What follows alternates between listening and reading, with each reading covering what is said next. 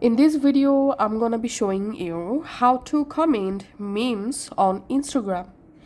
So first thing first, we have to update the Instagram app to the latest version. So in latest version, we will be able to upload GIF or memes in a Instagram comment.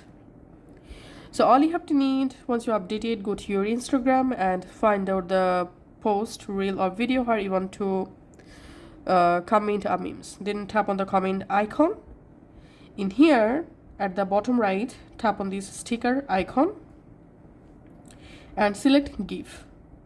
Now from this GIF page, tap on search and here search for the GIF meme that you want to send. I'm typing here cat memes, and now I'm just adding memes from here, for example this one, and we can see the meme successfully posted.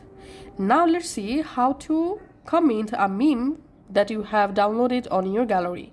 Just come to the comment box and tap on this